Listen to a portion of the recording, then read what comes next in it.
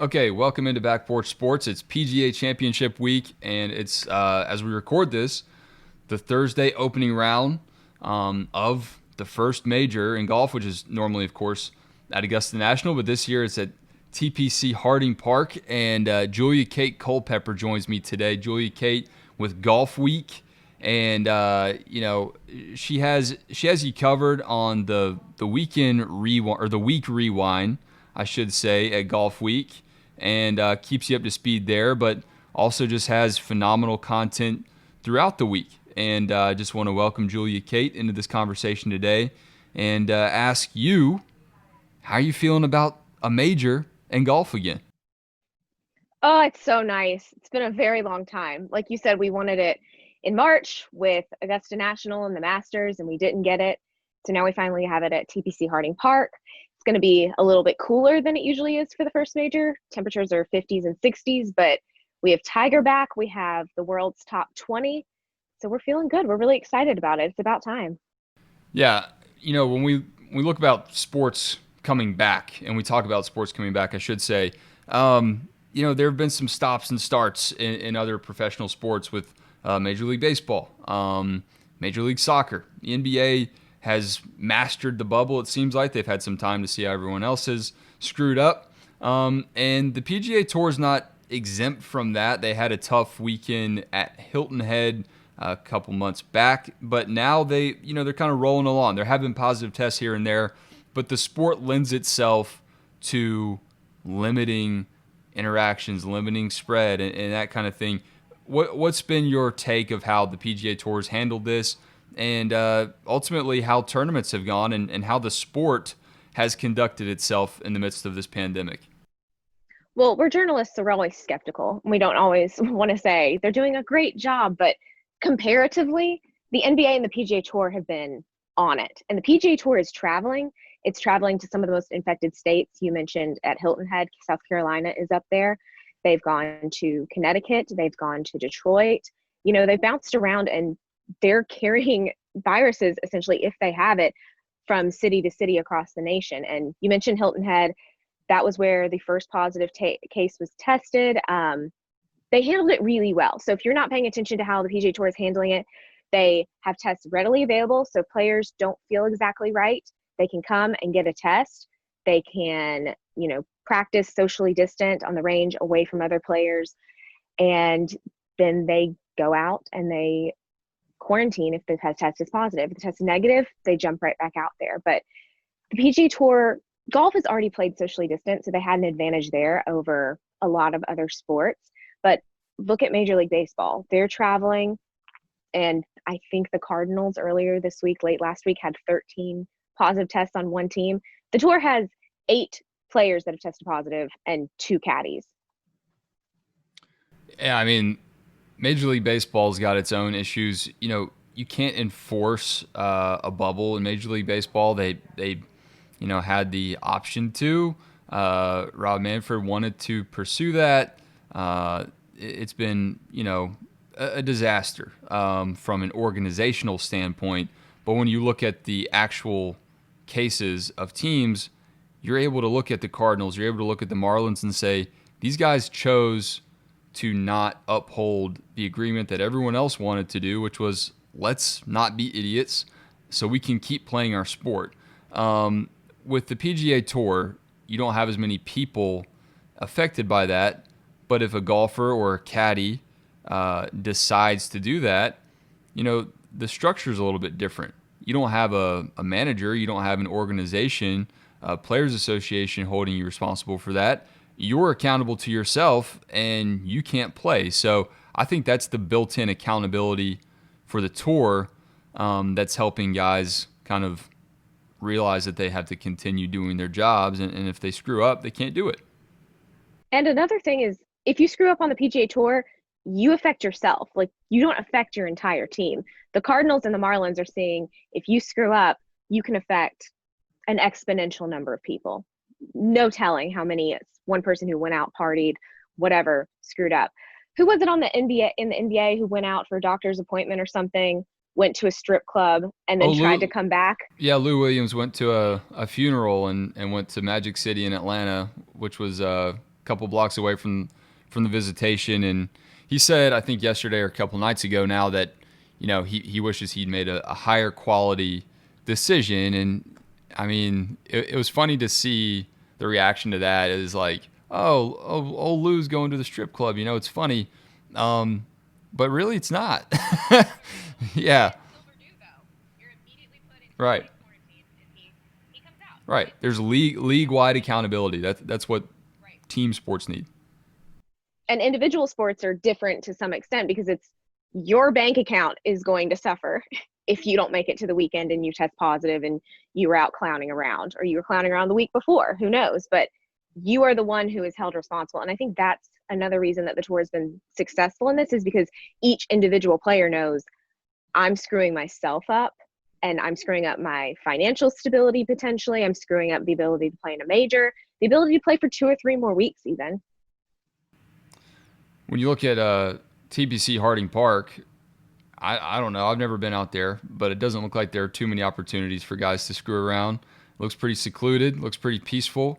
The flip side of that is, unfortunately, there will be no fans at this major. So while you have the crescendo, the excitement of a major coming back to golf, when you tune in and watch it, it's going to be a little eerie, I think, to see kind of the mist and the fog and these tall pines and see golfers but no fans.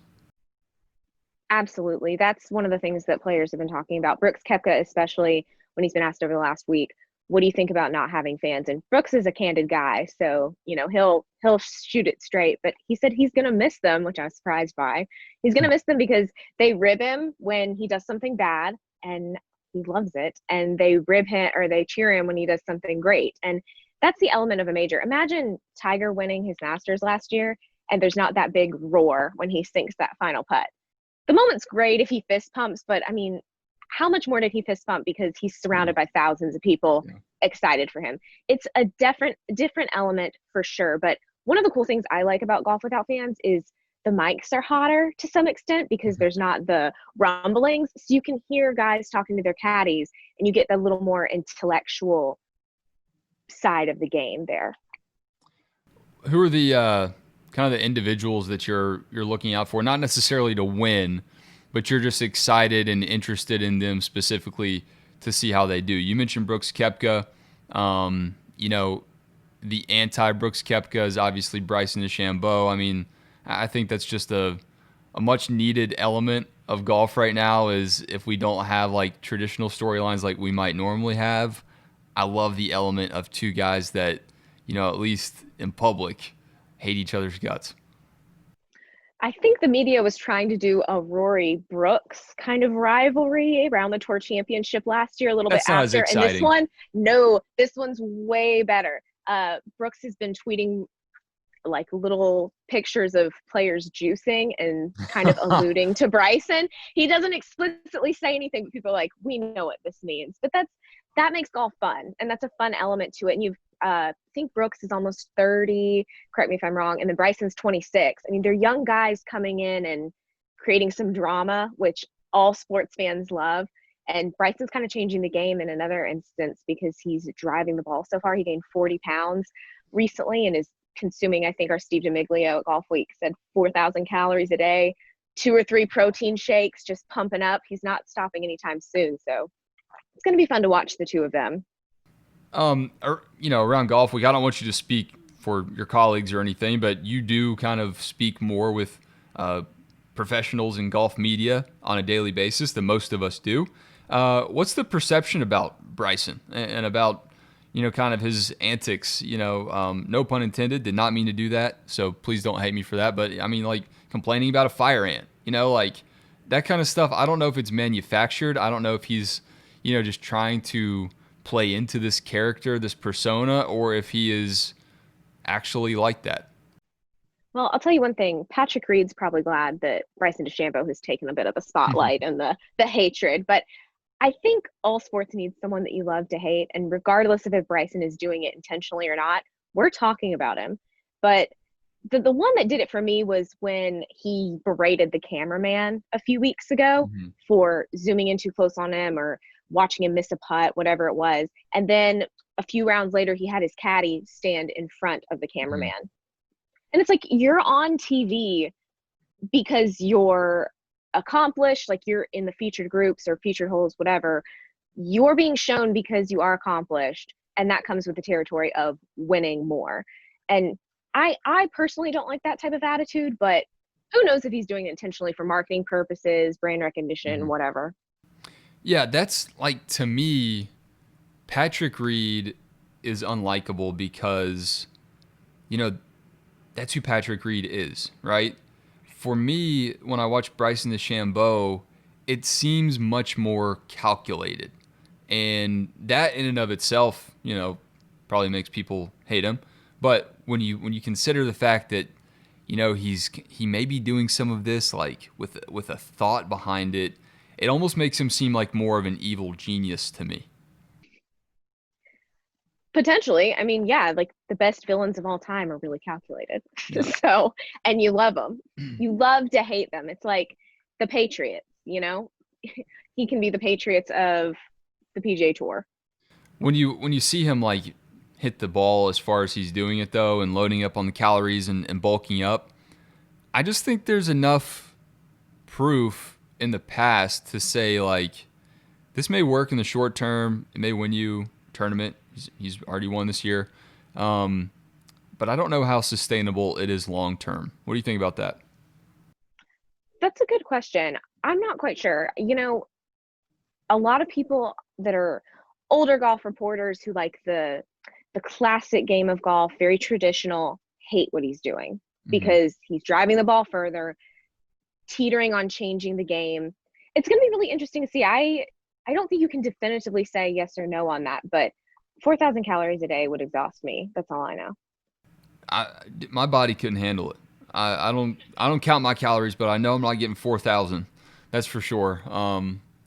But yeah, it seems like our bodies can only sustain so much. And I'm not a scientist, not like a kinesiologist or anything, but I don't know if the amount of like torque he's putting upon his own back, his own, spine and core, like I don't know if we're built to withstand that. And the golf swing is just so unnatural as it is. I don't know. I think like we saw Tiger Woods do the same thing, not to this extent. He didn't get this big, but he tried to like bulk up. He tried to outmuscle everyone else, and I think that's why he has a lot of the problems that he has today. That's a good point. While you were talking about that, I was thinking about football players, how linemen bulk up like that, and then later in life they'll have heart problems or they'll have knee or hip problems. Like that amount of weight, if that's not what your frame can take, and you're right, the delicate swing and the very awkward swing that a golf swing is, Mm. it's going to be interesting to see. He's kind of an independent variable out there, kind of an experiment for us. So Tiger, obviously the most recent major winner. Um, he's got a shot. I mean, I always think he has a shot at a major. I mean, that's just going, yeah, going into any major, he has a chance. Um, but we spoke about his health issues, and not that he has any like big ones actively ongoing right now, but he's not the same young Tiger that he once was, and this tournament will present some unique challenges for him. Absolutely. And when he spoke 2 days ago, someone asked him, "Do you think you have a chance to win this week?" And he did that signature Tiger smile and said, "Of course." So don't count him out. Absolutely not. And he's not counting himself out. But you're right. There is an interesting element because he lives in Jupiter, Florida, where the humidity is not in the 90s, temperatures in the 90s all the time. He's going to San Francisco, where the temperature is going to be about 50, 60, going to be a little bit windy, foggy. That's going to be a little bit hard on his back. So he's asked about that in his pre-tournament press conference, and he said he's just focused on keeping his body warm. During the practice round, he wore a scarf, making sure he's keeping his torso warm, keeping the back warm. And he's a pro. He's 40. He knows what he's doing, and yeah, that's an element for him for sure. But he's won in California before, so Yeah, he has some success out there. And when I look at Tiger, within the last couple of years, he won in Atlanta in gosh, at the Tour Championship 2018 leading up to the Masters. And he said winning there showed him that he could win again. And I was in the press conference after he won the Masters last year. I said, what does winning the majors or winning the Masters tell you? He said, it means I can win majors again. So mentally, I got to think he knows where he's at. He has the confidence again, and that's everything in golf. There's just a little pandemic that's happened between then and now that may potentially make things a little bit more complicated, but the guy knows how to regulate his plans when he's not competing and how to maintain his body and how to prepare. So you cannot count him out. And when it's silent out there and Tiger's kind of lurking through the pine trees, like, guys know it's legit. He's back again. And you cannot just overlook what he brings to this tournament this weekend. What's interesting about Tiger is he was rolling before coronavirus hit. He won his 82nd PGA Tour title at the Zozo Championship, played in 4 events, I think, before the season got canceled. All of them were top 10s. And then the Genesis Invitational was his last event he participated in, or the Genesis Invitational he participated in. Let's see. And then he has done 2 events in the past 6 months. One of them was the match with Phil Mickelson, so it wasn't even a PGA Tour event. It was just like more fun. And 4 of the past 5 rounds have been in the mid-70s. So, I mean, he was rolling. He stopped for a little while. It looks like he rested before the break happened, rested a little bit after the break. I don't know. I mean, you just can't count him out. That's the kind of thing that either he keeps rolling in the 70s, or he shoots really, really low again. What is the story on this course? What are we hearing? What do we need to expect from golfers? What are the struggles going to be? And, who do you think benefits the most from it? The fairways are very narrow. I've never been to TPC Harding Park, but I'm taking their word for it. The fairways are really narrow. The rough is really thick. So players are going to have a hard time. If they get in the rough, especially in the morning tee times, they're going to have to make sure that it's not too wet, figure out how to play with that if that's the case. Honestly, there's a lot of guys who can benefit from that. Justin Thomas is now the world number 1. He's rolling hot off the win at the WGC FedEx St. Jude. He almost lost to a playoff against Colin Morikawa a few weeks before. So he's hot. Rory McIlroy is going to be an interesting one to watch. He is 0 of 19 in majors over the past 6 years. Hasn't won a major since 2014, but you never count Rory out. And then John Rahm was world number 1. He's been playing excellent golf. And then I like to watch Victor Hovland always. He's a rookie. He won his first win at the Puerto Rico Open before the season was suspended. So there's a lot of guys that can benefit from what's going on this week. The distances are going to be a lot lower because of the temperature.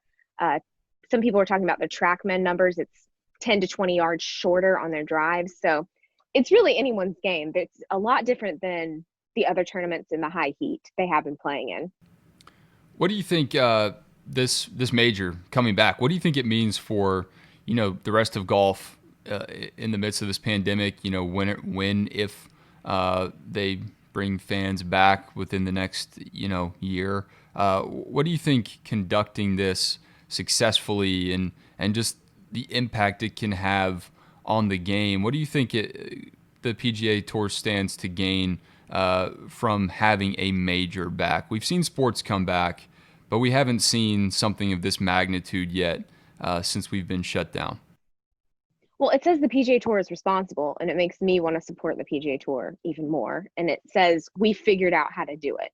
It's with adequate testing, it's with social distancing, and it's with everyone being responsible and keeping each other accountable. And I think with a major coming back, not just all these other tournaments leading up to it, but a major coming back is saying we figured it out enough that we can put on a massive important event like this in the midst of a pandemic. That should give hope to other sports, and that should give hope to all other events that it can be done. It just has to be done responsibly. Yeah, it is interesting to me to see kind of the initial freak out. When you look at Major League Soccer, for instance, they had their MLS's back tournament in Orlando, and they had a couple teams that had to bow out because they had outbreaks, and it couldn't happen. And you had people saying like, hey, you should cancel this tournament. But they figured it out, they corrected, and they were able to complete it. I'm seeing the same thing with Major League Baseball. I'm not saying that Major League Baseball necessarily will finish its season, but look at a week ago this past Monday. We were first finding out about the Marlins outbreak in their clubhouse, and it was the same kind of panic. I just think there is like a lot of this knee-jerk reaction to adversity right now, and that's not to say that we shouldn't take any of this seriously, because obviously we should.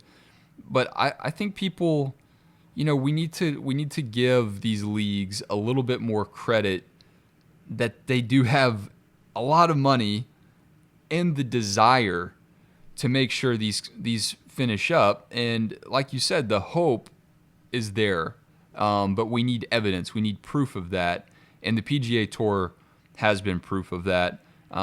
They've been able to figure it out. They had a little bit of adversity early on. I think any league that comes back will.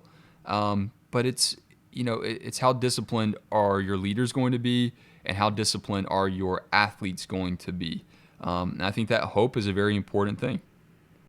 And I wouldn't even call the test that the PGA Tour had adversity, because it's been 8 tests, and I'm someone who personally is very safe. And when everything shut down in March, I was like, great call.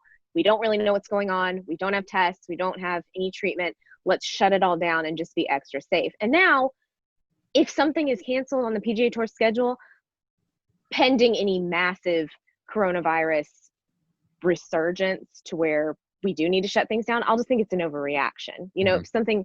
If something does happen where we need to shut it down, it's going to be massive, because at this point, the PGA Tour is socially distant in normal times. They've just cut down the locker room crowding, the dining halls, the media centers, no fans, obviously.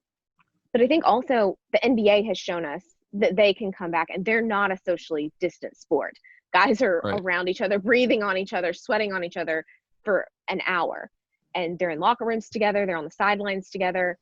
It can be done, any event, any sport. We just have to figure out the logistics of each one. And I think the PGA Tour and the NBA, and hopefully the MLB is behind them. Yeah. I don't know about you. I just kind of have a little bit of fatigue of like the ultimate declaration that things need to stop, like before leaders have been given the chance to kind of correct. You know what I mean? Like I'm kind of like I'm like optimistic, I'm realistic, and I think like you said, I think that things are way more possible than a lot of, from a sports standpoint, a lot more possible than a lot of people want to believe they are, when a couple of baseball players, more than a couple, but when a couple teams have some outbreaks, that doesn't mean that the entire season is lost right away necessarily. I mean, it could mean that eventually, but it doesn't mean that day. You know what I mean? I think you're right. I think there's negligence in the MLB, and whether that's on coaches, whether that's on up top Well, and the it leaders of comes the from Major the League top Baseball or the down. players, Yeah.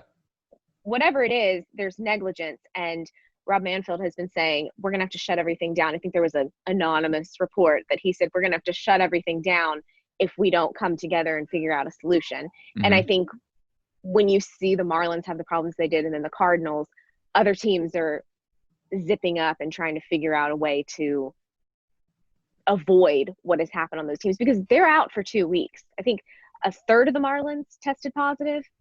They're out. They can't play. Yeah. And then any team that they have played against in the past week or 2 weeks can't play. So if the cycle continued, Major League Baseball would be shut down with the negligence that has been happening. And what the negligence is, I'm not on the inside, so I have no idea. But Yeah. for that amount of players to test Plenty of positive people on Twitter will several tell teams, they'll tell you that they have the inside scoop, and that they might have had similar evenings to Lou Williams, but that's not yet confirmed. But yeah, but you think about like the unwritten rules of baseball. Like, think about a team that could potentially screw up your season for you. Who's to say that these guys won't get thrown at? These guys might get thrown at. If the players probably know more than we do.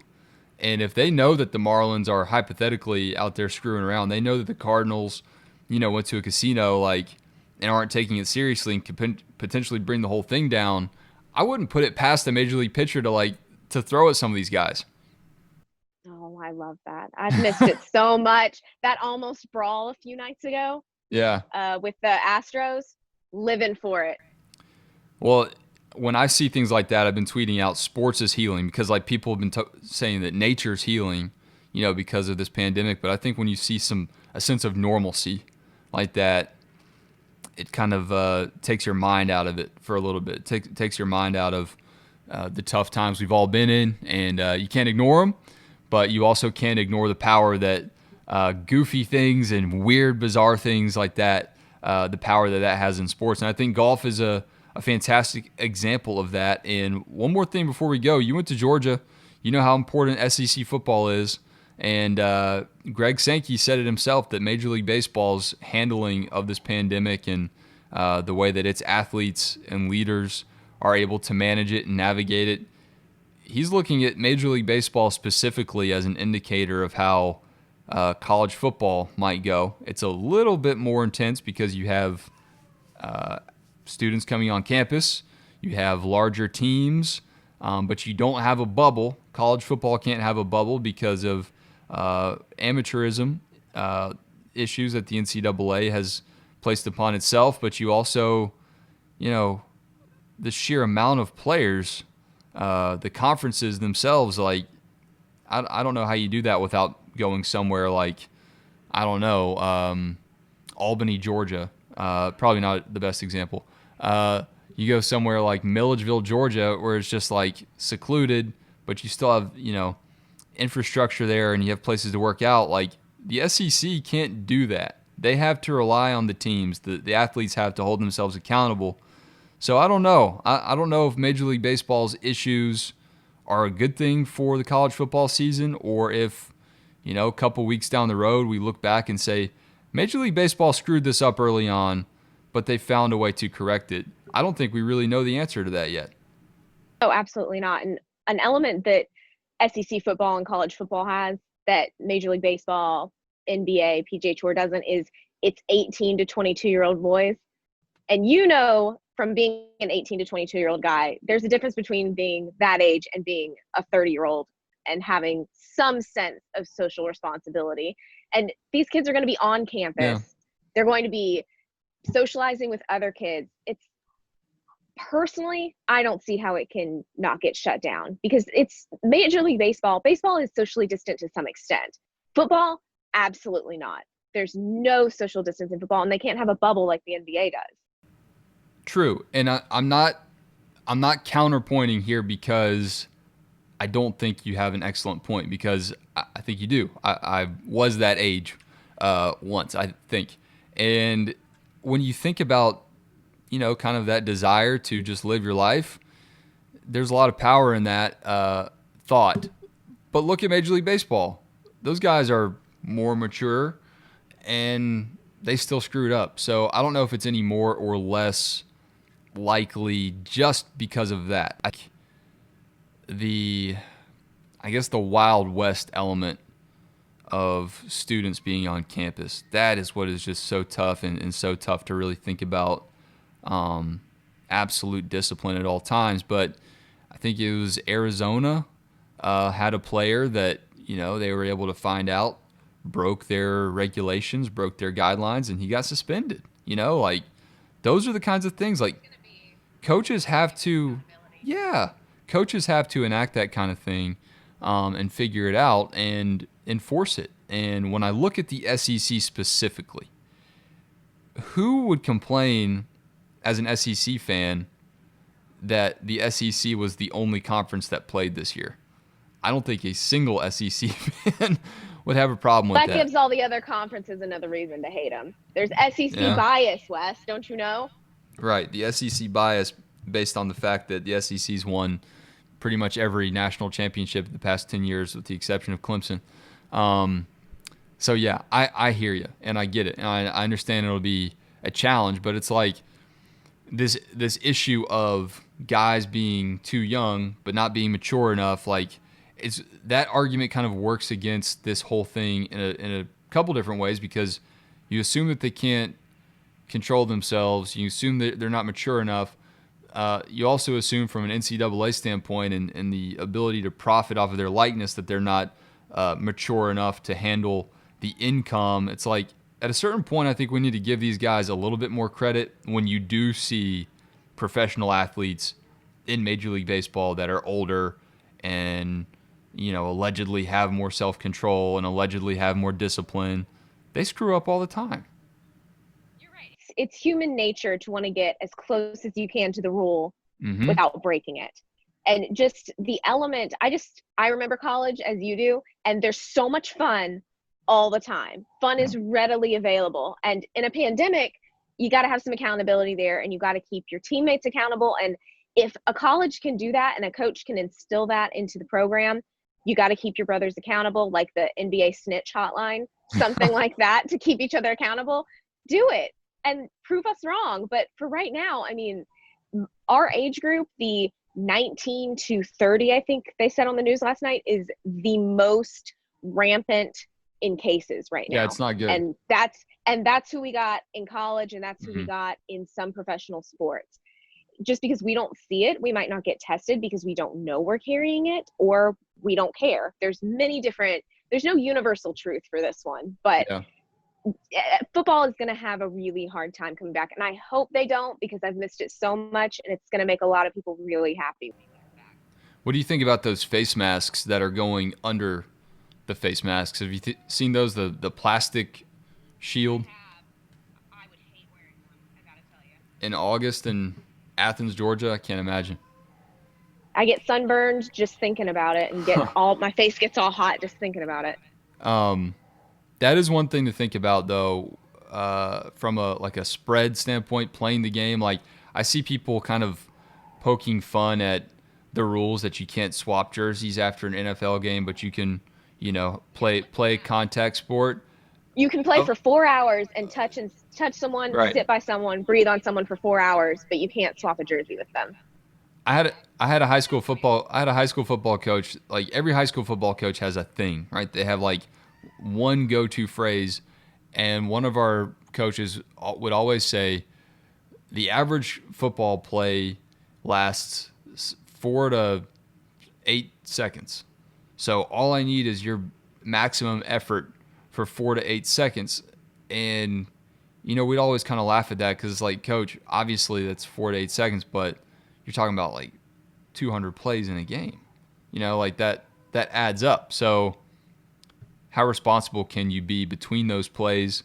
What kind of huddle can you have? I don't know. I'm like I said, I am optimistic, but I'm realistic. I want to see the best, but I'm like mentally prepared for the worst. And I think that's a middle ground. I wish that we could all kind of operate that way instead of feeling like we have to choose one or the other, because they don't have to be mutually exclusive. Right. It's not black and white. Yeah. Well, JuliaKate, thank you for your time. Going to let you go do your job and watch some golf. Tell everybody where they can in a few minutes. Yeah, tell everybody where they can find you and kind of what you are offering day to day, week to week at Golfweek. You can find me at JK Culpepper on Twitter. You can find hilarious musings. You can find all my stories I'm doing and updates on what's happening in the field at the PGA Tour. You can also follow my colleagues, and they're the best to know about what's going on in golf right now as we're navigating this new landscape. Who's winning this weekend? It's a good question. I want to say Justin Thomas, but I don't know if he can go back to back. I'm going to say JT. Yeah. I'd love to see Koepka do a three-peat, but so I don't tough. know. I feel like those odds are a little too steep for me. Yeah. All right. Well, thank you so much. Enjoy the weekend. Thank you. See y'all. Have a great weekend and make it great for somebody else. Talk to you next time.